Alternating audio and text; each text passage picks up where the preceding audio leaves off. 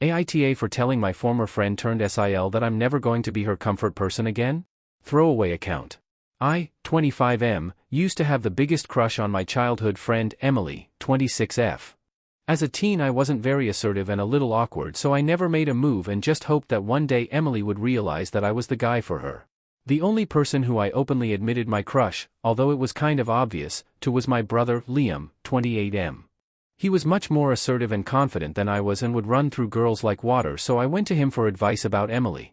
Given the situation at the time, you can imagine my surprise when I caught Liam and Emily hooking up. I know that she technically was never my girlfriend, but it still sucked and I did feel betrayed. Turns out they hooked up at a party once and liked the encounter so much that they kept meeting up to do it when no one was around. I felt completely sick and basically just distanced myself from Emily after that, which could be really awkward because we had a lot of classes together and had the same shift at the part-time job we had. A job that Emily frequently depended on me to give her rides to. I just wanted to remove Emily from my life completely, but during the summer of our senior year she and Liam sat me and my parents down and explained that Emily had gotten pregnant and were planning on keeping the baby. My parents weren't happy while I just got up and locked myself in my room. All I could think was, well crap, now she's never going to go away. I purposefully transferred to an out-of-state college so I wouldn't be home as much and lied about getting stuck in traffic when I missed Emily and Liam's wedding, and I showed no interest in my niece, Daisy, 8F, although I still make the effort to be polite when I'm around them. Recently, Emily's father has passed away and she's really going through it because despite him not being around she always desired a relationship. When we were kids I remember all those times I was a shoulder for Emily to cry on whenever she felt sad about her dad, and I guess she was longing for that type of comfort from me and kept reaching out. One day I relented and let her vent, but I maintained a silent and formal demeanor on the matter. After spending about an hour crying I offered Emily some water and then she asked me why I was being so cold, how I know how much she needed a friend right now. I calmly yet firmly told her that we were just kids then and that if she wants that level of emotional intimacy then she needs to go to my brother, her husband, because I stopped being her comfort person a long time ago. Emily cried even more, left, and has managed to send Liam, my parents, Emily's mom, and from mutual friends to call me up and tell me I'm heartless and sad for being so spiteful. I can honestly say that I am now over Emily, but that doesn't mean I'm willing to be as close to her as I used to. So AITA? Relevant comments. Agreeable Celery 811. You had a crush in high school on a girl, but never asked her out. Somebody else did, and she married them. It's a decade later and you still ignore her kid, who is literally your niece, because you're salty about it. Dude. This isn't healthy. Please get help. I have to put YTA, but this is beyond AITA. Someone actually 8089. He never told her what his feelings were, but he is going to punish her kid for her not taking responsibility for his feelings. Big yikes. AITA. Theater Rock Daydreams.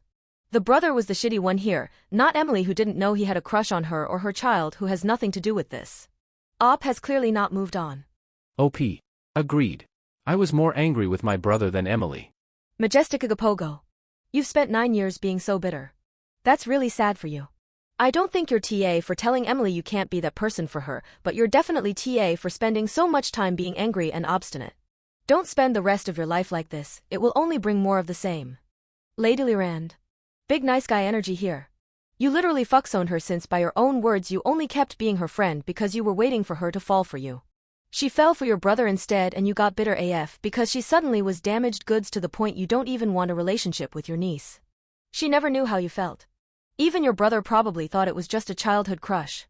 Then you act like a total asshole by kicking her while she's down after practically ghosting her emotionally for 8Y.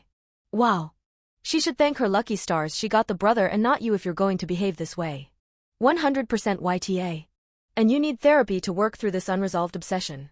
Sphinx_links. Going against the grain, NTA.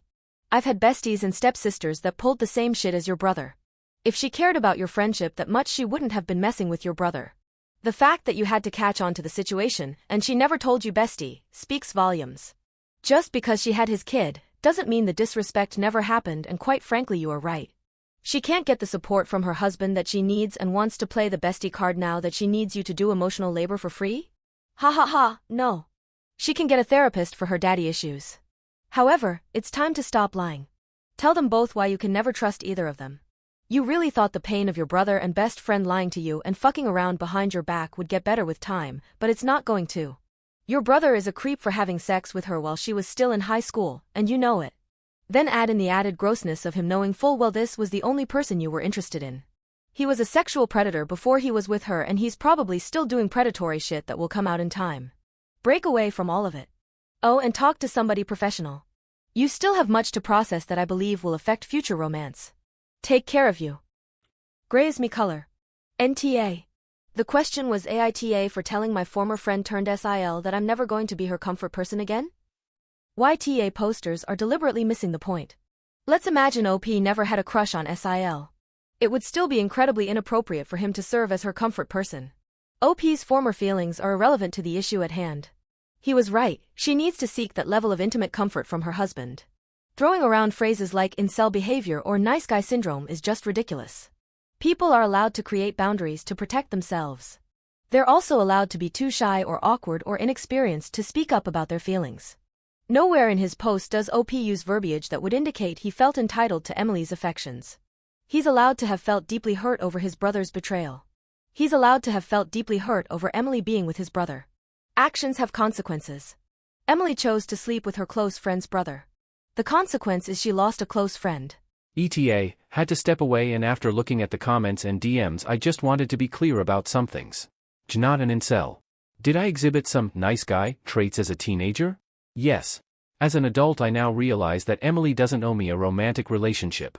I was more angry at my brother than I was Emily. Because, you know, he was my brother and knew. I don't see how me not taking an active role in the life of a child that I didn't make is me punishing someone. I say hello and give gifts on Christmas and holidays.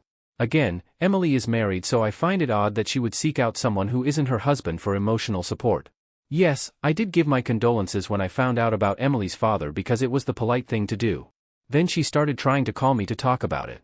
Emily and I haven't had a meaningful contact since high school, partly because she was busy getting ready to be a mom and I was hurt and trying to get over her. No, Liam and I aren't close anymore either. ETA 2, things I didn't include because of word count. Yes, I have a girlfriend and from what I can tell we're both very happy. Yes, my girlfriend knows about my former crush on Emily. Yes, I have friends who are women. Yes, I do believe people of the opposite sex can just be friends when they're adults. Also, in spite of everything I did learn to be more forthcoming with my feelings, which is why I told Emily that I can't be her comfort person. Although I will admit that there could have been a better way and better timing to communicate that. Update. Okay, I've stepped away, and after coming back and seeing the thousands commenters and Reddit's verdict, I can accept that the way I told Emily that I couldn't be her comfort person anymore was wrong, the timing especially. I do not feel bad about being honest where I stand with her. I am not sorry about keeping my distance, and I've yet to regret not pursuing a relationship with my brother's daughter. I don't know if Emily ever found out about my feelings for her because it was never discussed, but I don't see how telling her now would change anything. I am truly over her and happy with my girlfriend. I would never pick Emily over my girlfriend, and I've yet to see a reason why I need to rekindle a friendship with her in order to prove it to anyone. My brother betrayed me. He knew how I felt and still went after Emily, and I refuse to ever be close with him again over it. That is my boundary, and so far it's been working out well for me, and the day our parents die is the day I cut Liam out of my life completely.